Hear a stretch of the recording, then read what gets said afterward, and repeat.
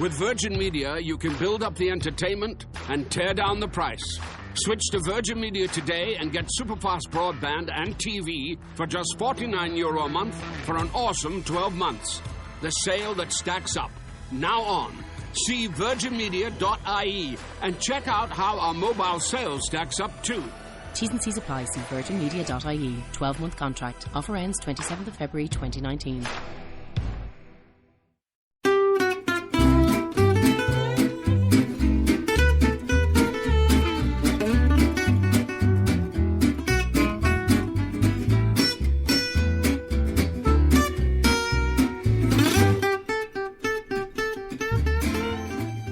Hey, everybody. Hi, guys. Well, from Salt Lake City, Utah, It's Thank God I'm Atheist. the podcast. I'm Mark, sitting in for Frank. And I'm Dan, sitting in for Dan. Woohoo! Coming up on today's show, the Mormons went crazy. Oh, fuck me. They went like nutballs lunacy. Yeah, they threw it in reverse and stepped on the gas. They really did. So we'll be talking about what they did and why they did it. And well, we don't know why they did it. Nobody knows why they did it. But you know what? We'll be more than happy to speculate. Oh, yeah, absolutely. We'll just lie freely. We'll just openly just throw shit out there as though we know what we're talking about. And you, dear listeners, can decide what's true. Yeah, exactly. That's kind of your job every time you listen to this show. Yes. Is hear some bullshit coming out of our faces, and then figure out what is real. And then go, thank God that's over. Thank God we got rid of those guys. Hey, let's jump into a story. Yes. If you hear Mark clearing his throat, he's got a bit of a thing. I picked up an illness in Arizona. So what we've done is we've replaced Frank, who is wildly stressing out about another thing that he's doing, a gig that he's doing, with a sick man. Yeah, so I'm standing in for Frank and Frank's cold. Yes, good job. Yeah. Okay. Happy to be here. We'll move on. You've got something in your hand. Why don't you read it to us? Yeah, this is a nice start. I'd heard about this poll, but I found it on this bit of it on a blog I like from Alaska called The Immoral Minority, which is a great blog if you don't know it. A new study finds that non-religious kids are more generous than children raised in religious homes. Really? Yeah. So a new study in the journal Current Biology found children in religious households are significantly less generous than their non-religious peers. And how did they measure this generosity? What was how did they do that? I have no idea. That would require another 5 minutes of reading. Oh yeah, and we're live, so we can't. It's too late. It's too late. It's too late. We can't do it on air. It's purely speculative, but it's probably true. So it says it's a common assumption in the United States that faith goes hand in hand with goodness. The Pew Research Center reported last year that 53% of Americans think it's necessary to believe in God to be moral. Mm-hmm. Americans overwhelmingly elect Christian representatives, and they distrust atheists, as many of us know. Yeah, we all know that. This study challenges those attitudes. It was the children in non-religious homes most likely to be generous toward a stranger. Oh, the longer a child had lived in a religious home, the stingier he was compared to his secular peers. Huh. That's really fast. So, wait, who did the study? The study was, it says it's from the Oregon, study in the journal Current Biology. Current Biology. Yeah. I'll be damned. You get Current Biology, don't you? Oh, yeah. I get all the journals. Yeah. I'm an avid journal reader. Yeah, it's one of the better ones. The centerfold with the kind of the mitochondria and Golgi bodies is it's too sexy for me. I can't even look at it. Yeah, in an age where Playboy's going, no longer nude, it's great that Current Biology is still there for us. Is at least doing something. Yeah, with flower stamens and things like that. So you watch yourself. So kind of what I take away from that is a little bit what our blogger friend here was saying is that, if the way you understand right and wrong is based on somebody is spying on you 24 hours a day. Right. You've got a mean guy in the sky. Well, a loving man in the sky who will punish you eternally if you fuck up. Right. If you don't love him properly, Right. you'll burn alive forever. Right. But it's, he's a stern father. He's a bit of a taskmaster, Yeah. but he loves you. He promises. Firm but fair. So this idea that, morality is a complex construct in society. And if all your morality is based on you're being watched 24 hours a day. Right. So if you do anything bad, try to do it as secretly as possible. It's a very stunted worldview. Whereas, secular people or atheist people raising children probably have to have more nuanced and complicated conversations with their children about why it's wrong to hurt somebody, or why it's wrong to steal something, Right. or why it's really not wrong to masturbate. Right, because you can't say when you can't say Jesus says no. The reason you can't do it is because of Jesus. Yeah. Then what do you got? Yeah, so I think that understanding morality differently and the complexity of it, children can be trusted with those conversations, Right. And so that's what I take away from this, is that they know how to think about things rather than just act based on a set of rules. Yeah, that sounds good. I'm going to go with that. Let's do that. Because you're a smarty pants. I'm going to take us to my other homeland that I've never lived in, but half my people are from Canada. Oh, The Great White North, eh? I have Canadian people too. Oh, that's true. You do. You're also a half. I'm a half Canadian. Yeah, we're together. We're one American and one Canuck. Not so different, you and I. We're actually shockingly similar, We are. We are the same person. pretty much. You and I are the same guy. And we grew up like 3 blocks apart. right. Right? Yeah. We didn't know each other then, though. No. Thank God. I am an old. You. Well, I don't know that I would go that far. Well. You're not an old more than I am an old. You're older than I, and yet I feel like we're in the same category of old. I'll take that. I'll let that stand. Okay. Anywho, they just elected themselves. They just got themselves a brand new prime minister. Yes. That's a thing. He's a guy named Justin Trudeau. His papa used to be prime minister up there. Apparently, they do that too. But Right. Dynasties. here's what's nice about. So he just sort of put together his cabinet from IKEA. No, not that. His cabinet of ministers, and it's amazing. He did a couple of cool things, but for instance, he promised in his election, in his running for election, that he would have gender parity in his cabinet, and he actually did it. You mean like they would put on satirical plays about gender? Not parodies. Oh. Parity. Because that would be cool. That would be cool. Yeah. No, instead he just has half of his cabinet as women. Wow. Yeah.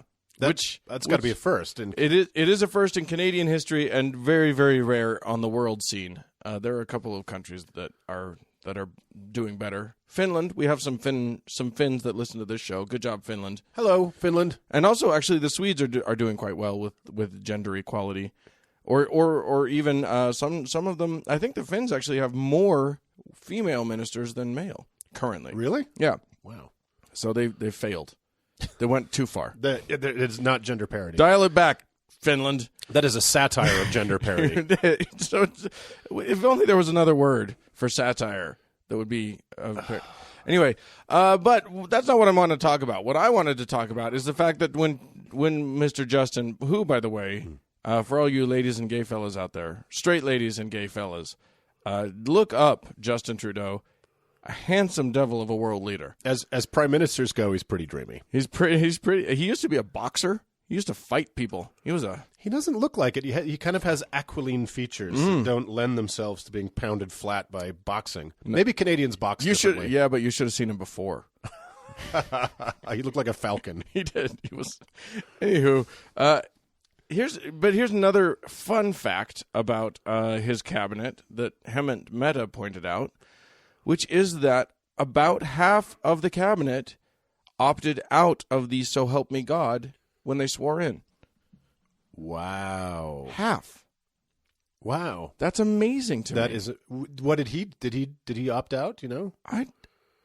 He didn't mention that. I don't know that. Huh. Well, that's pretty great. Yeah, it's amazing. It was so funny when so these guys are they sort of run the gamut of, everyone from the Minister of Indigenous and Northern Affairs to the Minister of Justice and Attorney General. Wow. The Foreign Affairs Minister, Treasury Board President, and they actually have things like a Minister of the Environment and Climate Change. And climate change. That's what the new minister is. It's not. It's the Minister of the Environment and Climate Change. Wow. It's almost as if they're paying attention to what's actually happening in the world. It's weird. Yeah, that is weird. It makes me very uncomfortable. They're cabineting wrong. Yeah, exactly. It needs to be pretty much all men. You have your token women in there, and maybe a black. You got or two, or you got your Condoleezza. Yeah. Oh, yeah. She covers all the bases, and then you don't need anything else. Boom. Yeah. Right, and then you just have good old white men. Yeah, who don't need to worry themselves about science and reality and stuff like and that. what you do is you ignore everything that's actually happening and get completely hysterical about things that aren't. Right. That literally are not happening. That's how you do it. This is how this is done. Come on, Canada. Get your act together, will you? So that's like a 12-person... What's our cabinet? It's like 12-ish, right? Fuck if I know. Yeah. Nobody knows. And... their cabinet is 31 members. He's got a 31-member cabinet. And half of those people, that's amazing. Half of those people did not promise to do good for Jesus. The question is, what the fuck is up with the other half? Yeah, I know, right? They're Canadians. They know better. They're better than us. They are better than us in all of the ways except temperature. Yeah, you think that climate change would be something they'd be looking forward to, but... Yeah, right? Yeah, you'd think. No, because that means that they also have a new minister of something in refugees. Which the refugees is added to that minister's Good thing. for them. But what they don't want is a bunch of United States refugees pouring across their borders as it gets too warm and everyone's drowning down here. That's probably a smart take on their... So they need to prevent global warming to prevent us from coming in. Their concern. Yeah. They need a minister of vowel sounds is what they need. They don't do those very good. That's one thing they're very bad at. Yeah, they sound dumb, but they're not. And in further news on CBC Radio, a new book has come out about Nazis. Hey there, good morning. How are you? The pasta that Nazis eat. How about those maple leaves, huh? Good news for the Leafs, eh? Go Leafs, eh? Go Leafs. Okay. All right, now that we've insulted our beloved amazing neighbors up north, let's insult one of our own, shall we? Mm-hmm. So, Dr. Ben Carson. Oh, he's a peach. I was hoping you'd go to that guy at some point. Dr. Ben Carson. He's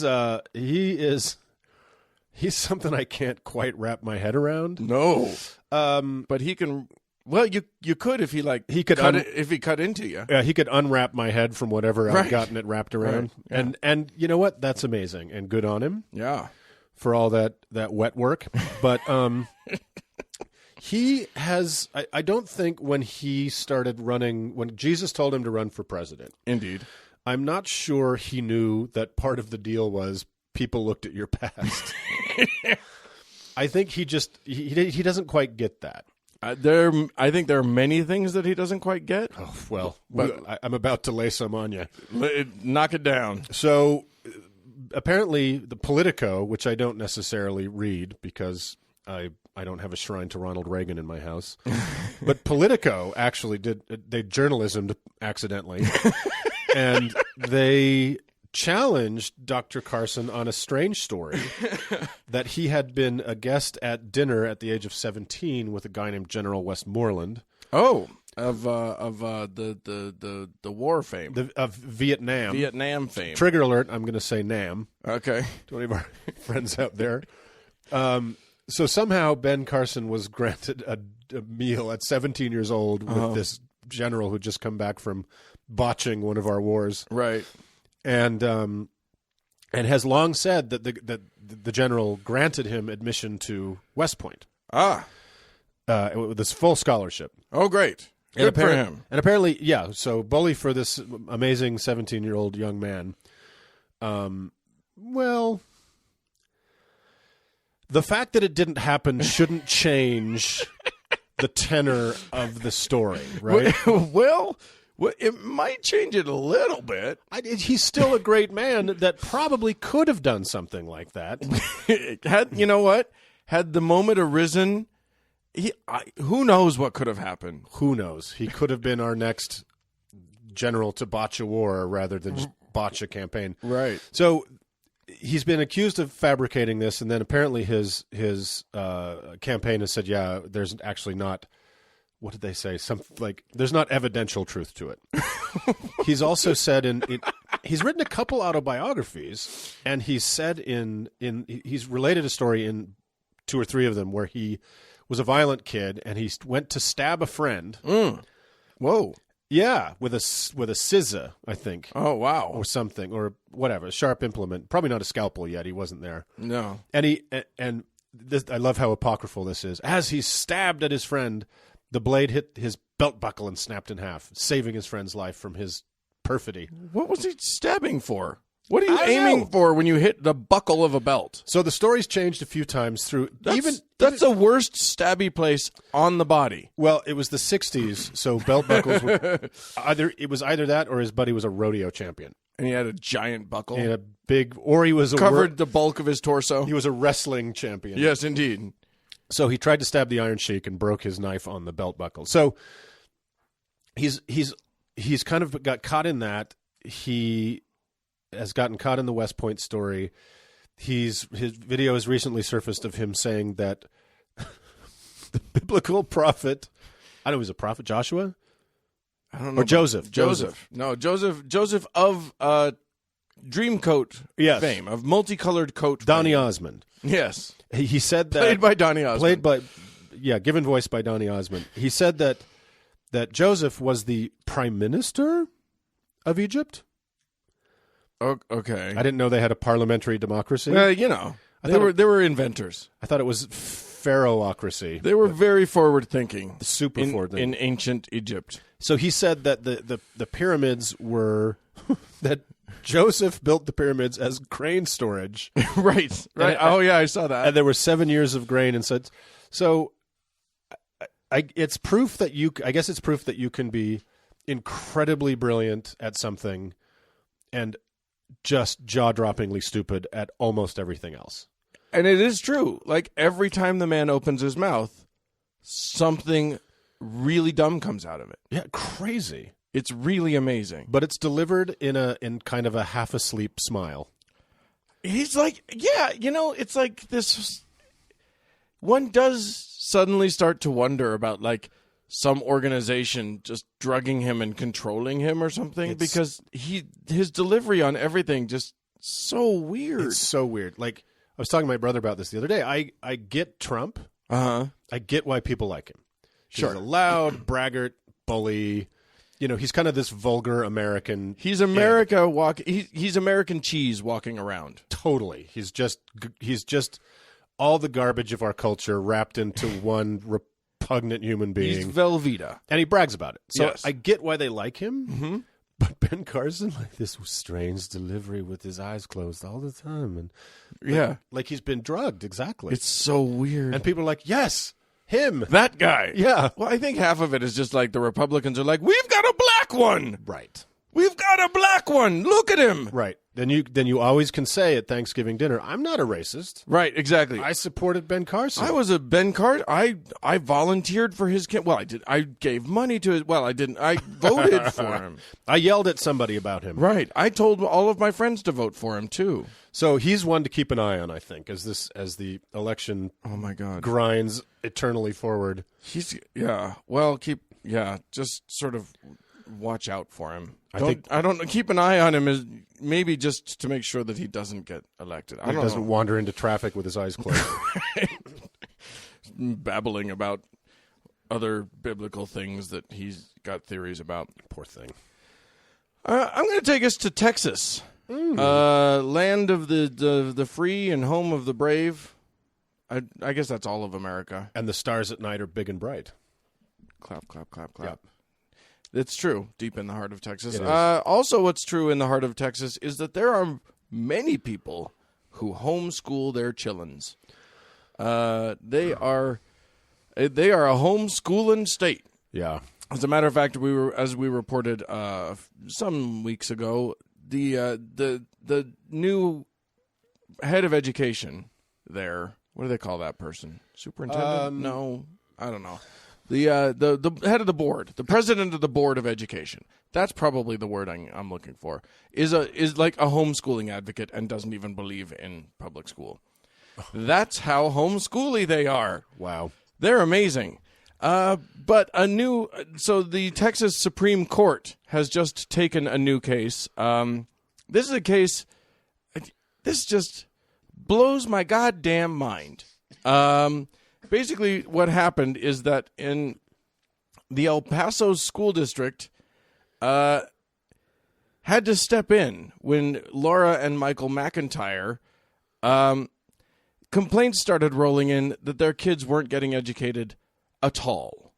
They were not being remotely or at all educated. Right, because they have to meet some absurdly minimal standardized testing like their peers in what is probably the garbage public school system of Texas. Yes, to begin with. Indeed. And they don't even have to get tested.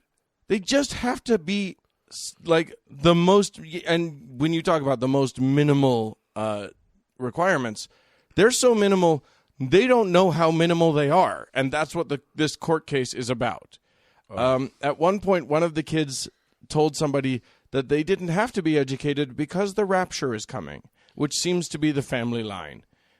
So it's a known fact that most of the homeschoolers are doing it for religious reasons. As Rachel Coleman, who's the executive director of the nonprofit Coalition for Responsible Home Education, put it, she said, "It's a sort of mantra among homeschooling communities that you're preparing your child for heaven, not Harvard." Oh, my God. Why do you need school in heaven? Yeah, you don't. You've got an eternity to get your reading, writing, and arithmetic sorted out. Yeah. You don't need that book learning to play a harp. Yeah. So unless you fill out like the induction forms or residency forms in heaven in tongues or something, right? Like there's no reason for school in heaven. I don't know. It's amazing. So yeah, I guess the Texas requires that homeschooling includes 5 subjects. Oh. You ready? Oh boy. Math. Yeah. Reading. Yeah. Spelling. Okay. Grammar. Well, okay. Those 3 are all kind of a piece, but yeah. And good citizenship. In what? Whatever the fuck that means. What in good citizenship in Texas? In Texas. Good Texas citizenship. Oh my God. That means you make a casserole for your Christian friends who are sick, and you shoot the ones who ain't. Yeah, Christian. It's about open carry and 4-wheel drive and hating Mexicans. God, they can't pass that bar.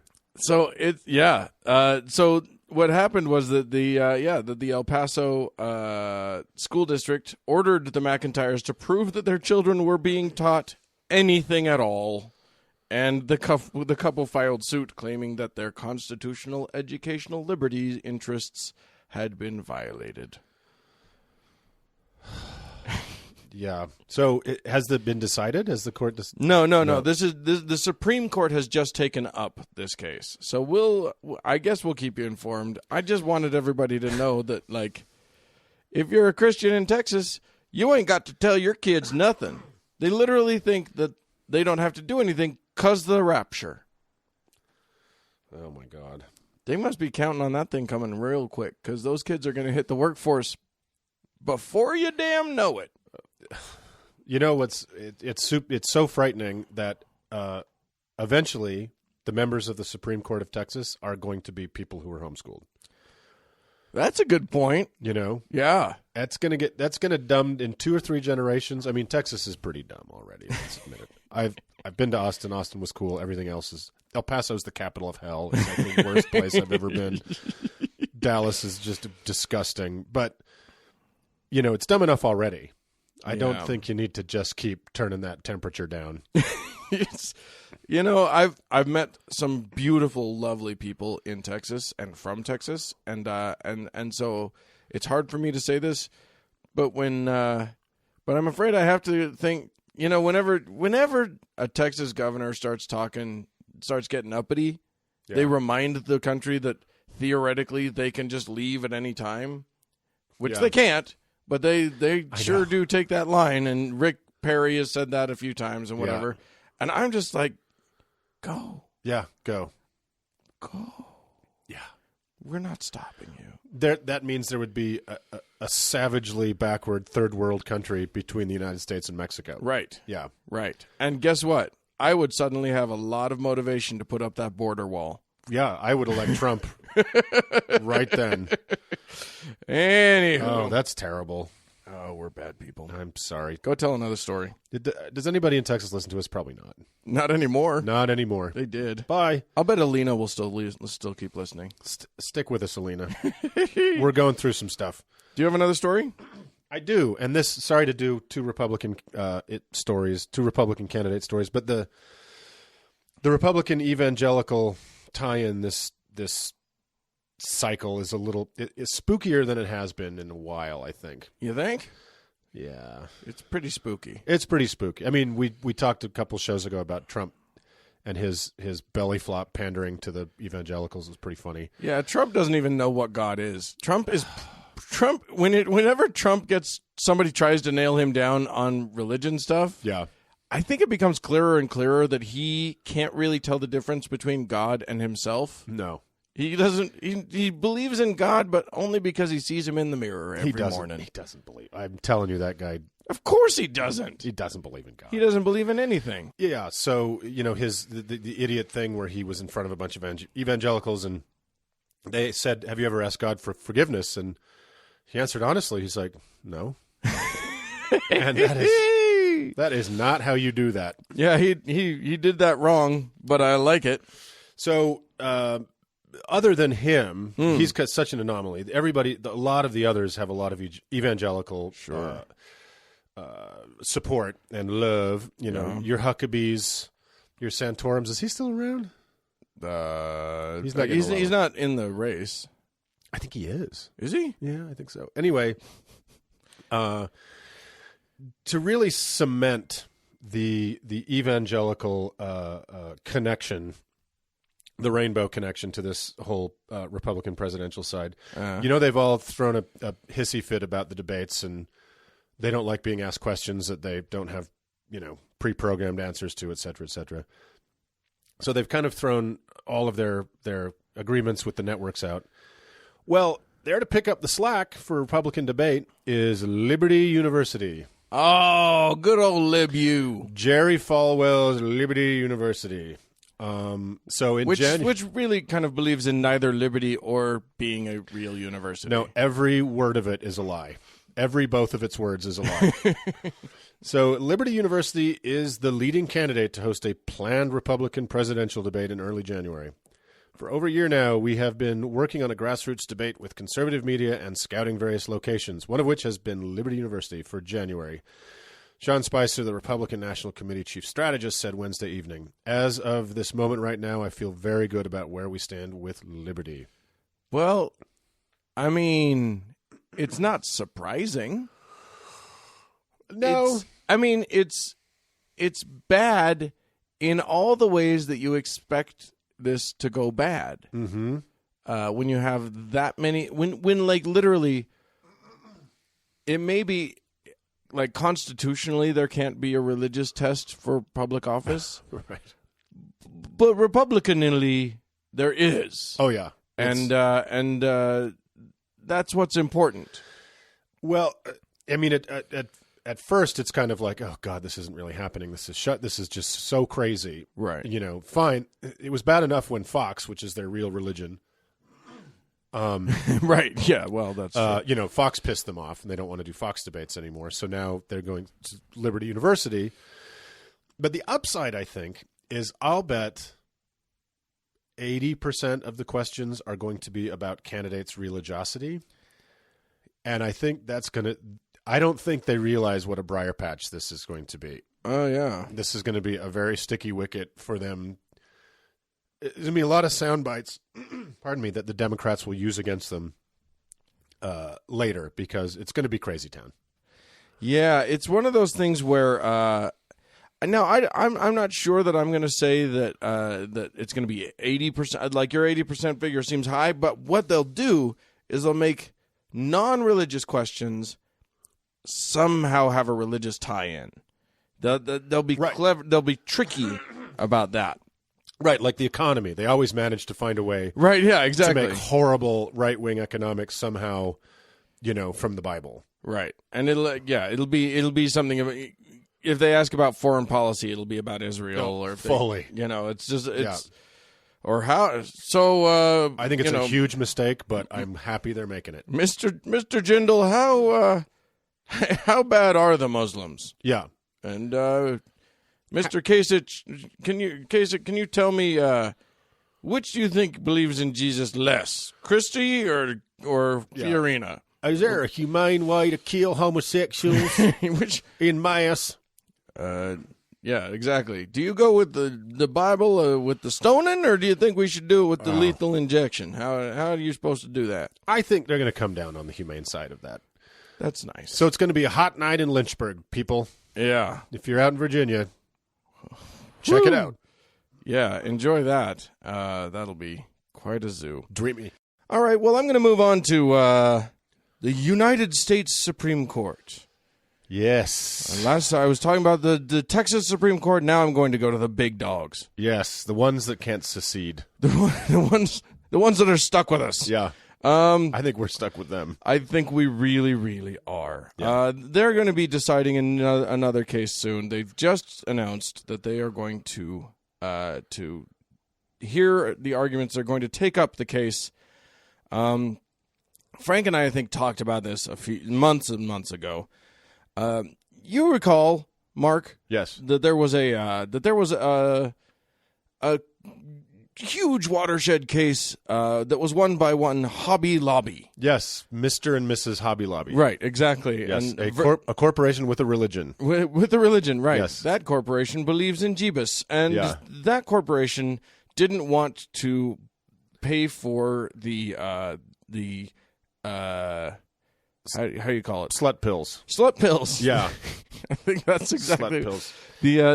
The contraception, the birth control. Yeah, any of it, like any form, right? of any of their workers. Yeah. So they won that court case with the Supreme Court, and they can now have a waiver so that they don't have to pay for the slut pills. Yeah. And to be clear, that what that case decided was the building you work in has a religion. Right. And you as the worker, fuck you. Right. You just don't fuck you. Whatever. Right. Yeah.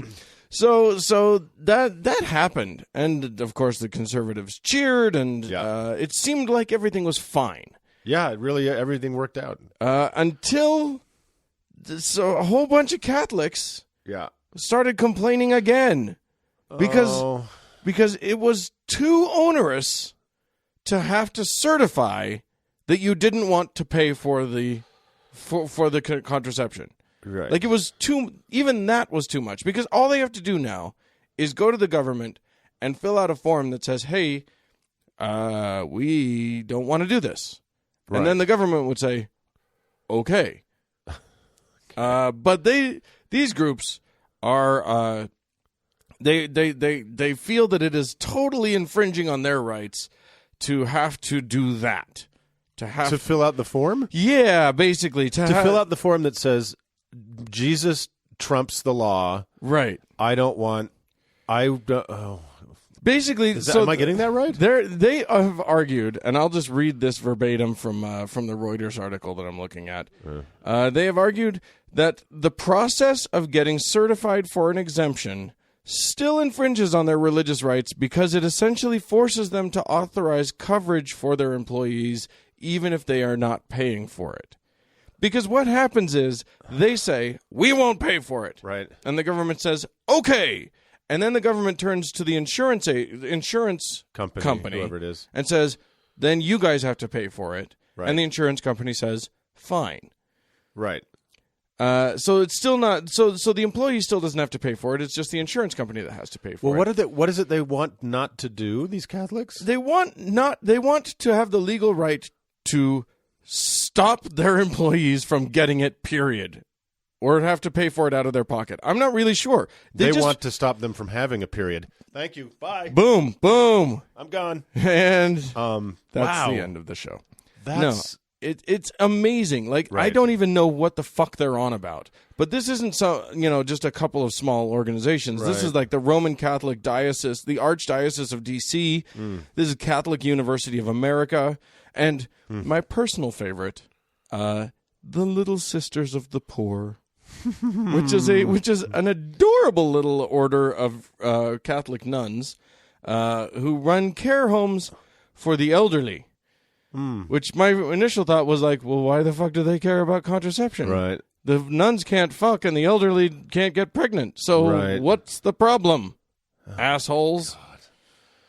So anyway, that's and they've made it all the way to the Supreme Court. Now the Supreme Court has to decide if it's too onerous to fill out the forms, to check a box, to check the box that says we don't like it. I mean, really, what they're saying is that somehow checking that box forces them to say, even if we don't pay for it, it might still be okay for you to get this. Right. I am utterly baffled, and I've read a couple of articles about this to try and understand what the fuck they're on about. This is the fucking slippery slope of these religious freedom arguments. Yeah. Because there's such a persecution complex among the religious, they see what they define religious freedom as is being able to use any means to force other people to live by their religious tenets. Yeah. So just some, Jane Schmo who goes to work for the Archdiocese of Washington, right. I don't know, what job do you do there? Like handling sex abuse claims or something. It's a lot of paperwork. She's being forced as just an employee. Right. She may not be Catholic. She may not be Catholic, and I'm sure they have a lot of non-Catholic employees. Right. It's just bananas. It's just fuck you. And if they don't win, it'll be persecution. They'll be persecuted. Yes. Yeah. But they can stand a little bit more persecution. I think they could stand a tad more. They'll be all right. Yeah. Let's see what we can make happen. Well, if you guys have anything you'd like to say about how persecuted the Christians are in this country, you can do so by writing into us, podcast at thankgodimatheist.com, or you can, what else can you do? Voicemail. You can call in. That's 424-666-8442. I just found out recently that the phone number for the Center for Inquiry in Los Angeles also has a 666 prefix. Oh, my God. Kind of think they stole it from us. Fuckers. Not for nothing, but I kind of feel like that's what they did. Persecution. Anyway, go to the Facebook page, kids, facebook.com/TGIAtheist, and ask to be let in. Search out the TGIA Members Only Lounge, and then maybe I will get to you at some point. Right. Have you let my brother in yet? I'm embarrassingly far behind. I wouldn't know. I haven't seen his name pop up yet. Okay. So I'll look for him. I probably banned him. I probably saw that and I was like, nope. I should have done that years ago, but he keeps hanging around. He still bothers me. Yeah. So yeah, we'll let him in, and the rest of y'all, I really am getting to it now. I was gone for a long time, and it's a busy man. It's been a nightmare catching up to everything. But I promise that you all mean a lot to me, and I will get to you eventually. Anyway, now we're going to listen to a crazy man do some hollering. This is a pastor going by the name of Kevin Swanson, whose star's on the rise. Yeah, see what sense you can make of this. Yeah, good luck. Sackcloth and ashes. I was thinking, there are parents, and this is not a funny thing, there are families and we're talking Christian families, pastors' families, elders' families, in good godly churches.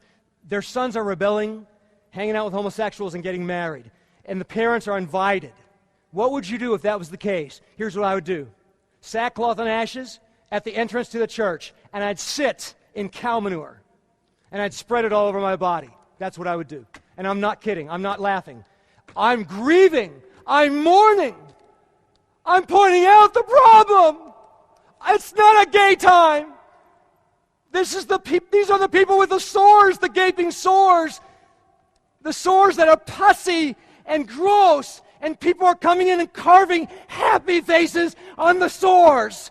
That's not a nice thing to do. Don't you dare carve happy faces on open pussy sores. Don't you ever do that. Don't you ever do that. I tell you, don't do it. Sackcloth and ashes. This is what America needs. America needs to hear the message. We are messed up. Oh, my God. So that guy, that was some nutball crazy he was doing. it was crazy on audio. You guys didn't see the video that I watched with Dan. That is cuckoo bananas. He is, first of all, I don't even know what. First of all, what is he fucking talking about? Well, that's a great question. He's sores. Don't carve a smiley face into sores. Well, and I'm going to cover myself in cow manure. Well, obviously, don't carve happy faces in sores, unless you're a fucking sadist, crazy person. I think the sores are the people with sores. Is it the gay folks that have the sores? And then I don't. Well, so let's deconstruct it for a minute and Yeah. see if we can get anything out of it. Because this is the guy Swanson. What's something Swanson? Kevin Swanson. Kevin Swanson, and he's a handsome fella. He kind of looks like the scarecrow in a suit, but he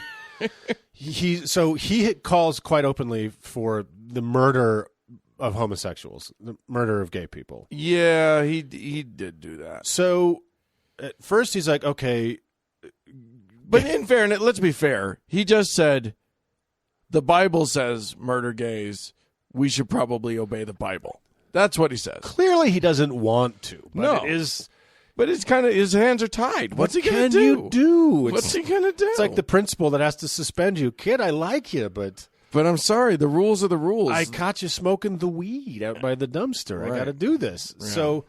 So he's wants the gays. He wants the gays dead from the Bible, and then suddenly he's like, these people have sores, and you're being mean and carving shit in their happy faces in their sores, and I'm over here sitting in my poo, Right. and sackcloth and ashes by the church door. There is so much packed. There's so much pure crazy packed into that 45 seconds. It does make you wonder if you're in that audience, and he was up in front. This is some religious liberties conference, freedom something or other, and he's up in front of presumably a fair crowd of people. He got Bobby Jindal up to that thing, and he got Ted Cruz up there. Huckabee, because he'll go anywhere yeah. that there's biscuits and gravy. Yeah, exactly. Yeah. That's in his writer too. That is in his writer, It's, and it's on his tie. It's but yeah, I mean, this guy is talking to a bunch of people. You got to imagine being in that audience. Like, you want to be with him. Yeah. You want to be right there with him. And so do you just let it wash over you like sort of this nice sort of warm blanket of crazy that you may not understand, Yeah. but it's just or are you sitting there going, come on, get to a point. Right. Come on, you can do this. Well, clearly it's more poetry than prose. Obviously. Yeah. And Sackcloth and ashes. I love the beginning where he's like, your sons are hanging out with homosexuals and rebelling and getting married. And I'm like, yes, the rebellion of marriage. Right, exactly. The Grand Rebellion. It's like these, Tom Cruise. What was the movie? The Drifters or whatever. The Outsiders? The Outsiders. They're Yeah. rebelling. Yeah. Come on, guys. Let's go get married. Fuck the old people. Yeah. I'm going to get married. I'm going to make a contract for life with someone I love. It's Footloose 2 So in the wedding. he will probably say he was taken out of context. But How? one wonders what the context was. What possible context could that have made any sense? And if there are two gay guys or two gay gals out there who want to invite him to their wedding so he can sit at the church door covered in cow shit, Oh, You let me know, and I will write a check. everybody invite him to your wedding. Yeah. If you are gay and getting married, your first and last invitation should be to this man. Yeah, because that will be all the... You don't need a DJ. That is all the entertainment you're going to need. Why is that crazy person covered in poo outside the door? You should probably, on the invitation, offer to provide the poo. Oh, I'll find some poo. Well, yeah, we need to. TGIA makes this commitment. We'll find you some cow poo. I will rustle up some If dung. if that guy promises to come to your wedding, we'll make sure that we get that. We'll get sackcloth and ashes. We'll get it all and poo. and poo. And nut cups. Your name is Nut Cups. I am nut cups. We have some emails and stuff, but I honestly actually can't get to it currently. With Frank being gone, I was thrown into a bit of a spiral here, and I have two computers that I'm trying to work with, and I can't. So we'll get to that next week. That'll be a next week thing. But for this week, let's just move on to our fun topic of conversation that we wanted to talk about, which is the Mormons. The Mormons. The Church of Jesus Christ, what are you doing of Latter-day Saints? Jesus Christ, what the fuck are you doing? Here's the thing. Here's do you want to explain what they done did? So I was on my way home from a wonderful trip to Arizona, and it was actually wonderful. And I was on my way home last night, and I was in the airport in Phoenix, and my brother called me and said, "Have you seen the news?" And I said, "No." And he's like, "Get to your laptop." So I ran into a place and opened my laptop. And I'm like, "Oh my God, what's some, Get to your there's laptop. a meteor coming or something." Yeah. And I actually was more distressed by what I saw than the fact, the possibility that a meteor was going to strike Earth. Were you? Well, because a meteor is kind of, it's just inert and At doesn't least- have a brain. At least it's natural. It kills indiscriminately, and it's real. It's real. So what happened was the Mormon Church that's been struggling with the modern age since 1832. I think that was their motto for a minute. I Struggling with the modern age since 1832. I think it's their motto now. I think it is. So, like we said, they threw the Suburban into reverse and stomped on the gas with both sensible shoes. And they have released a policy. It was leaked. I guess they were going to try to do this under the radar. They released a policy that says the children of same-sex married or same-sex cohabiting parents may not receive any of the sacraments or blessings or baptism or any of the stuff that the church provides to children of Young'uns. opposite gendered parentage, even of divorced parents. Yeah.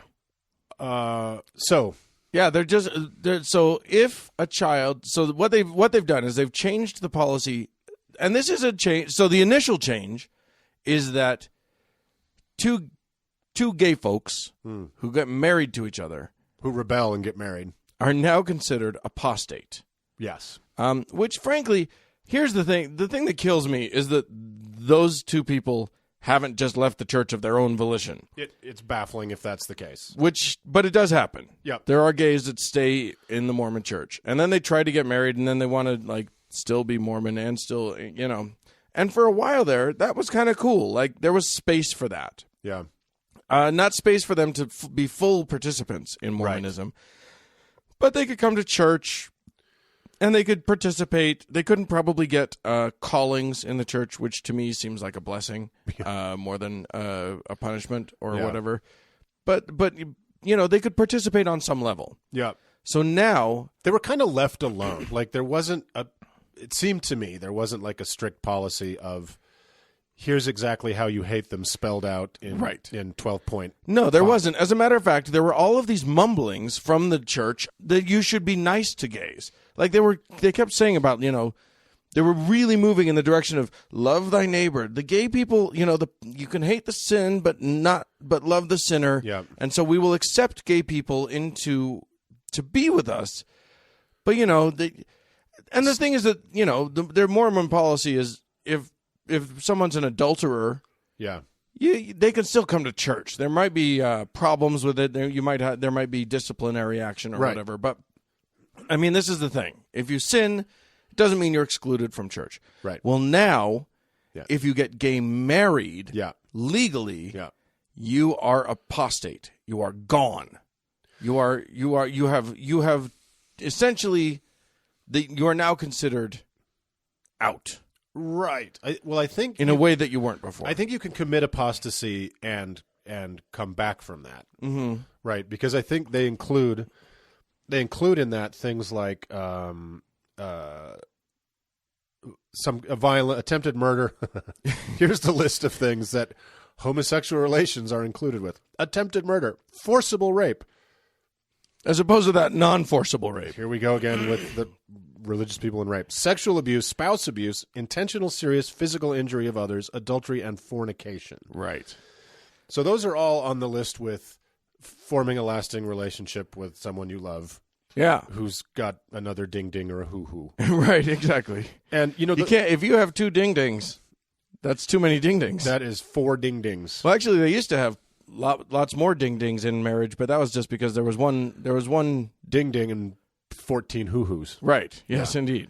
Yeah. We think children are listening, so we're being very delicate. We're using the technical terms, is what we're doing. And anatomical terms. So here's what's bizarre about this new policy is that the gay folks get married. They are in legally. They're legally married, so they're apostate. And now that they're children, if they have children, you can't baptize them. You can't bless a baby. And now the official policy is that when that kid gets to be 18 and is legally old enough to make decisions for themselves, they can finally get baptized. But there's a catch. Yeah. And the catch is they have to promise to hate their daddies or their mommies, and not hate, but they have to swear off of it. They have to denounce them. They have to denounce it. Yeah. And then they have to, and then the first presidency, meaning the top guys of the Mormon Pope himself, kind of has to okay it. The chairman of the board. For you to get in again. Yeah, it's so fucked up in a way. Like, and that's for the children. That's not for the gay couple. That's for the children. That's the children. Right. Now, remember, the only reason I call it pink washing, what the church has been doing, like trying to put on a friendly face and say, oh, we're all sinners and we're all, God's children and we have to embrace kind of a wider world. And they only did that because they got busted in Prop 8. They've just been horrible. Well, and they were trying to get their Mitt Romney into office, so so it was like PR. Yeah. Like it started with trying to get the Olympics, basically, and so basically, the organization has been consistent in only one thing, and that has been being on the wrong side of every issue in history. They can't help themselves. So these little lurches, they helped pass the non-discrimination ordinance. They told the legislators it was okay to do that here in Utah, which is a pretty good one. Yeah. In order to improve their public image. Right. And then which one of them said that Kim Davis should do her job? Which one of the apostles? That was Dallin Oaks. Dallin Oaks, who is who's not known for his liberal thinking. No, he's not a hippie. So they're doing all this pink washing, and they go back and forth. Dallin Oaks spoke at the World Conference of Families, which was this hate group that appeared here in town, right, in Salt Lake. So the only reason they ever did that is because they had to. Yeah. Because they're hemorrhaging young people. Well, for the longest time, I have felt like there's and I have sensed, and I call it whatever you will. I'm going to say it's the Force, or the still small voice. There's just been a still small voice in my head, a burning in your bosom. It's somewhere. Yeah, that burning. But it's I have sensed that within the church higher ups, there's been this war happening between the very clever PR firms that they've hired and the abject bigotry in the brains of these old fucking men. Yeah, the Skeksis, I call them. Yeah, yes, indeed. For any Dark Crystal lovers out there. Yeah, exactly. And if you are a Dark Crystal lover, don't watch it now because it'll ruin it. I know. Please don't. It's horrible. But if you remember it well, then just leave that as it is. Anywho, and so there's been this tension between the good PR and trying to find ways to make us look okay, and the hateful, hateful, hateful people. And the hate finally has just spilled out all over everything. In such a base and cruel and mean-spirited way. Oh, it's just they just decided, how could we make this as ugly as possible? And who could we pick on that doesn't look like we're just picking on the gays? What, babies? I know. It's literally Let's just go after babies. It's literally targeted at babies. Yeah. Because what Mormon babies are blessed typically at like the first week. Well, I mean, it's usually within a month or something. Yeah, and it's not as critical as a Catholic baptism to an infant. No. But it's a very important thing for the family. It's kind of it's the baby's coming out to the community. Right. And usually what happens is that in church they bless the baby. A man blesses the baby. You're damn right it's a man. And other men are gathered and they all put their hands on the baby, make a little circle, and they bless the baby. It's kind of druidic, a little circle of men around a baby, isn't it? Yeah. Yeah, exactly. But anywho. They do play the Carmina Burana during that time. And then also that counts as the baby being put on the records of the church and all of this stuff. So like and symbolically more than ecclesiastically, it's a very important moment. It is, and all the relatives, like your extended family, comes to the Lord. Like it's a socially very significant moment for people. Right. And so that baby is paying the price. Fuck that baby. Yeah. The church is like, fuck that baby. That's a queer baby. It is so. I don't even know how to wrap my head around it, or why the fuck they even. Just tell the parents if you're gay married, you can't come to church. That's fine. It's still an asshole move, but it's fine. But it's the appropriate asshole move or something. It is an age-appropriate asshole move. Right. And, my higher, superior atheist mind is like, well, good. The more people that the church prevents from joining and the more people that it alienates and chases away, great. But this doesn't just alienate gays or their babies. Yeah. I got to say, like one of my most conservative, most believinist Mormon friends on Facebook posted a long thing, and he was like, this is just for my Mormon friends. I don't want you non-Mormons chiming in on this. Help me understand this, because literally he said, this seems like a monstrously evil policy to me. Well said. And for the church to be alienating really truly rank and file members on that level, and in that thread, and it's an amazing thread. I read it, just like, good for him. That's really seriously good for him. Honestly, it's at least he's got an honest and open thing. But in that thread, you see the people who are the people that I always sort of that can't handle any kind of cognitive dissonance, so they just default to, well, and this is a very Mormon thing to say, they know something I don't know. Yeah. They're doing it for a reason. I will just trust them. It's such a pressure valve. They have a line into Jesus. Yeah. And I don't. Yeah. So I will just trust that they're doing the right thing. Yeah. But yeah, I mean, there are believing Mormons who are just dyed in the wool, who are freaking out. Yeah, my brother said that he's on Facebook. I'm not, and he went to John DeLynne's Facebook page. John DeLynne is a podcaster who's been excommunicated, and he's actually doing amazing work in a strange community here. And he broke the story, or he got the story from KUTV, the local affiliate, national affiliate, and he put it on his Facebook page. And the true believing Mormons that were on his Facebook page first responded by saying, "This is a damned lie. How dare you? This is another anti-Mormon lie. They would never do this. This is terrible. Right. Because it was at first it was a leak. It was a leak. So it seemed like it could be not true. Somebody at Temple Square leaked it because it was not officially released yet. Right. So then when John DeLynn was able to post that there was some kind of proof of it, there was a brief silence. And then all of a sudden started the same people who said this is a damned lie. The same all of a sudden they started saying, well, we don't know what the general authorities know. Right. We don't know. Yep.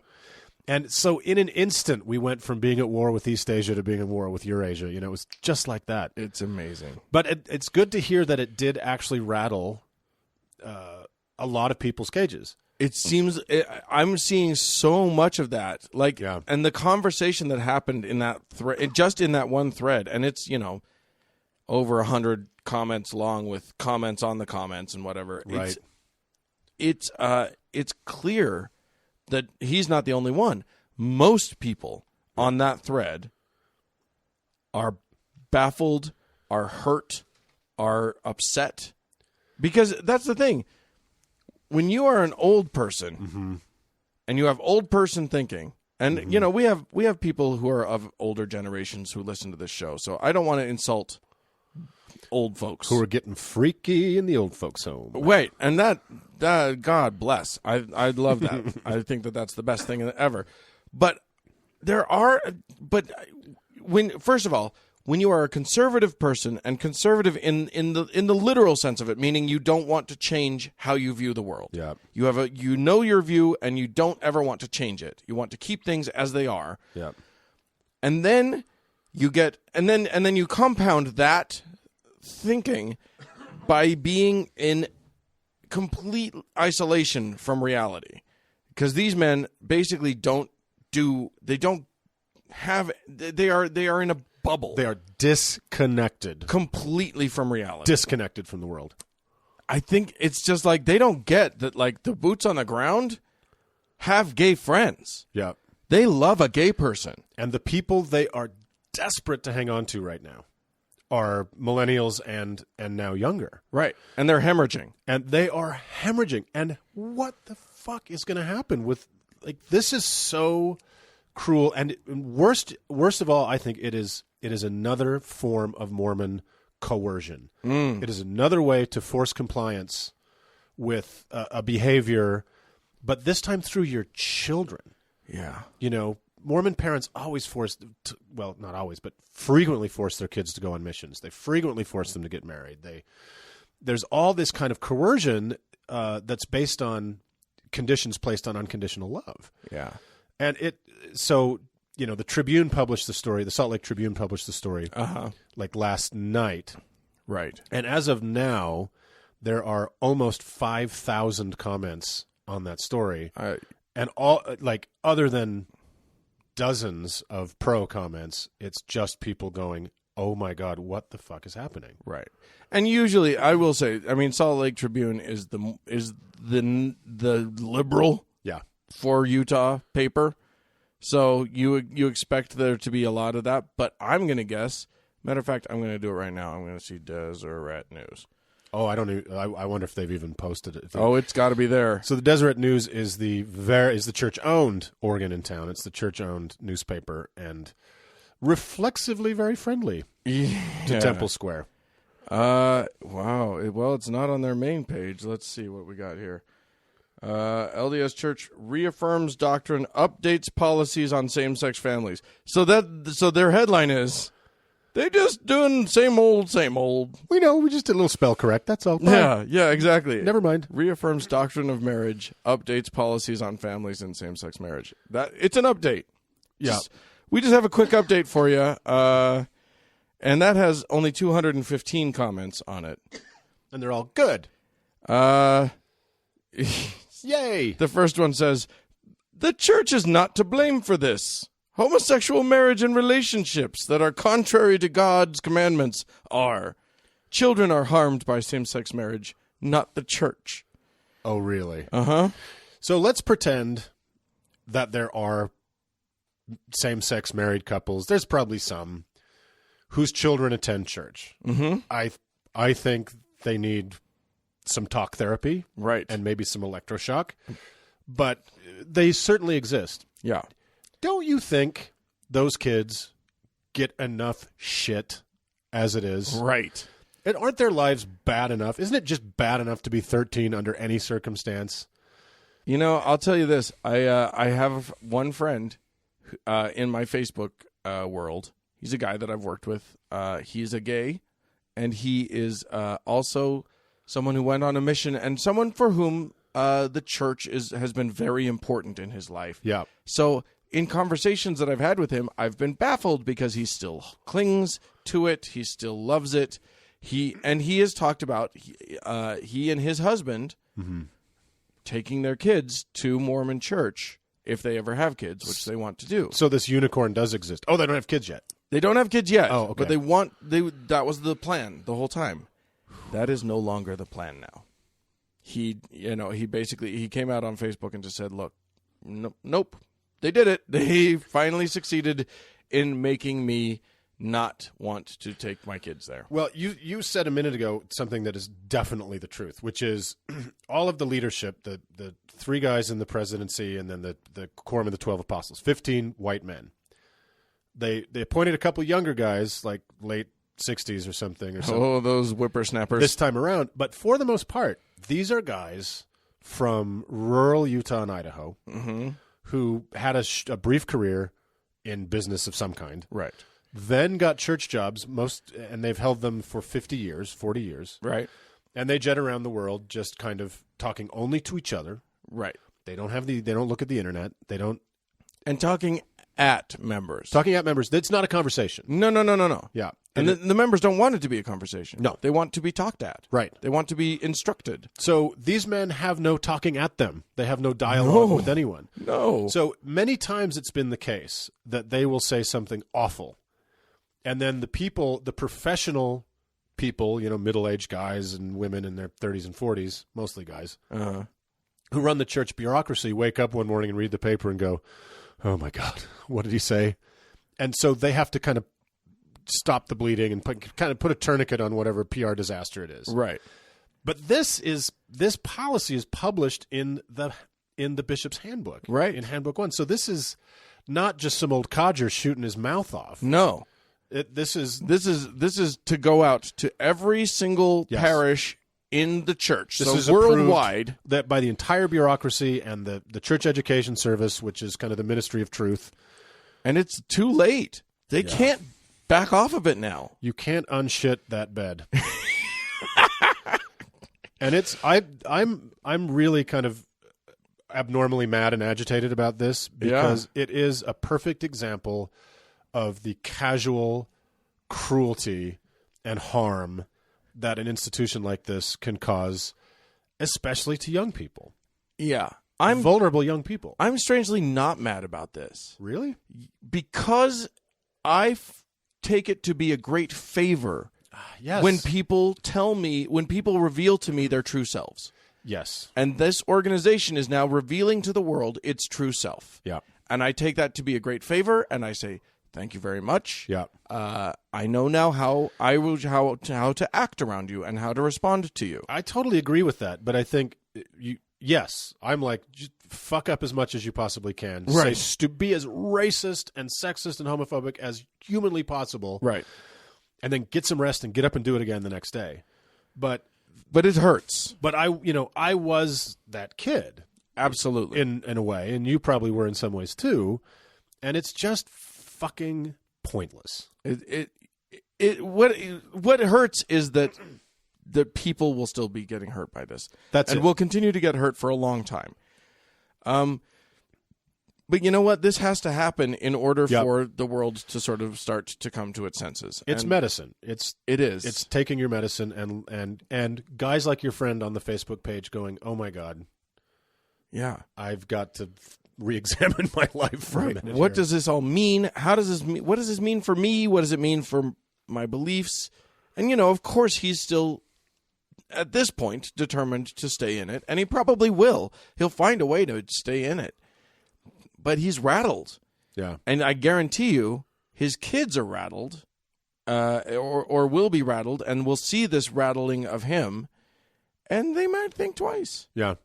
Well, his kids probably are already because they're kids and they're smarter than us. Right. Well, and the kids grow up and they see, they all, when you and I were in high school, we had gay friends, and you might have known. I had one friend. I knew one. Was he the guy looking in the mirror? Mm-hmm. Oh, cute guy. But I had one friend that I knew was gay, and we were theater geeks together. Right. Like, if there is a safe space in any high school for you to be gay, yeah, it's with your theater friends. And he wouldn't come out to us. He insisted he was straight. Or the seminary teacher. Sure. Yeah, no, you don't want to have to give that. Yeah, guy well, he had to blowjobs. insist he was straight because what's the other option? Just Right. a life of getting the shit kicked out of you and being ostracized and spit Right. on. The point is that for our generation, even among the safest people in the school, Right. he couldn't come out. Absolutely. And it was clear that he was gay, but he couldn't come out. Right. Now, elementary school kids are coming out. Yeah. Like junior high by junior high, they already know, every kid already knows 2 gays and a transgendered kid. Yeah, and unless they're just kind of awful, and kids can be awful reflexively because they don't know. Oh, kids are just awful at whatever. Yeah, but unless they're just awful kids, for a lot of people, it's becoming no big deal. Totally. So something like this is just so from the dark ages. Yeah. And so vicious. And I was going to ask you, Yeah. Brother Dan, Yes. do you remember the second article of faith? No. Thankfully, that's one of the ones that I know. I don't know the articles of faith. These are things that the church published a million years ago. I think Joseph Smith himself I think he did, yeah. wrote these. So these are the articles. These are things that children memorize and recite. It's kind of the 10 Commandments of Mormonism. Yeah, it's who we are. Yeah. As Mormons. In 13 strange little sentences. Right. The second article of faith is, we believe that men will be punished for their own sins and not for Adam's transgressions. Meaning sin is not something inherited. Exactly. You can't catch sin from other people. No, it's not an eye color. Right, exactly. It is an action you take. And Mormons are very proud normally of that particular article of faith because they think, and they look down on all the, anyone who believes in original sin, they look down on. Yeah, well, the old church, especially the Joseph Smith and Brigham Young Church, was ferociously anti-Catholic. Right. So anything they could do to not be Catholic. Right. And so, and to point out how dumb the Catholics are, they love it. So yeah, Right. this was like the fact that we only believe that your own sins count against you. Yeah. How stupid that someone else's sins could count against you. Savages. You're just crazy people. Yeah. And then they're like, however, if your daddies are gay, then you fuck you. Yeah, and then you have to wait. We baptize at 18. We baptize at 8 years old. We Mormons baptize at 8 years old. Right. Confirmation follows that. For boys, you get the priesthood, which you're a super wicked-ass warlock at age 12. Right. So if you're that infant child of 2 same-sex parents who have somehow decided to inflict church on you, you watch all your friends go through this whole progression. And they get to ask you questions about why you haven't been baptized. What's wrong with you? Yeah, why aren't you passing the sacrament with us? Yeah, why aren't so- you doing... So you're just ostracized and until the age of 18 for some reason, when if you renounce your family, you may rejoin this club. Welcome! Let's see how many people want to take him up on that. Right, exactly. And there may be one or two, because, if you fucking hate your dads... Because there are some bad dads who are gay, too. I Like, know gay some- people don't necessarily make great parents. I know just some because really bad fags. So, yeah, if And I can say that. you've got bad dads, Fag dads. then I'm a fag dad from Baghdad. Then I think we let's keep that one under the belt because we're going to be pitching that to some Hollywood folks coming up. Oh, yeah, it's going to be our sitcom. Yeah, exactly. Why did you do that? You ruined my paisley blouse. Wah, wah. Bump bump dum. Too bad Paul Linda's dead. Indeed. And who were we riffing on earlier? Fred Wynn. Yeah. Who wants a Charlie in the box? We could have him as the fag dad From Baghdad. from Baghdad. My God. Of course I'm going to have a gay wedding. What are you talking about? Of course I'm fabulous. Sharia law? I designed Saddam's palace. What does that even mean? Who knows? Mine is somehow Jewishier and gayer. Yeah. All my accents kind of collide in that one. That's good. I think that's good. Anyway, and also we don't care about this story anymore, apparently. We needed a laugh because I'm grinding my teeth. Yeah, indeed. About this. So, all right, we're gonna let it go with that. If you're grinding your teeth and you want to chime in on this conversation, you are welcome to do so. There's a place that you can write to through the electronic mail, and that's podcast at thankgodimatheist.com. You can call into us and use your vocal cords. That's 424-666-666, like the devil. TGIA, which is 8442. Or, you can go to the Facebook page, facebook.com/TGIAtheist. Jump on in the members only lounge and get in line. Behind my brother. And you have to search that. That's the TGIA members only lounge on Facebook. So you have to join Facebook if you're going to be a part of it, which Mark won't do. Oh, God, no. Thanks, by the way. Thank you, Mark, for filling in here. It's my great pleasure. We certainly appreciate it when you do, when we need you. I thank you so much, and I really wish that seems like every main story we cover is the Mormons, and it's okay. I just wish they'd stop giving us a good reason to. No, they won't. Oh. They won't. And folks love the Mormons. What's not to love? What's not to love? And thank you also to Mackenzie for doing the Facebook work. You're an officer and a gentleman. Or neither of those things. And thanks to the Red Rock Hot Club. Indeed. For their music. For providing this fine music that's probably playing under us right now, depending on how I edit it. Thank you to you, dear listener, for tuning in every week. We sure do appreciate it. Bye. Goodbye.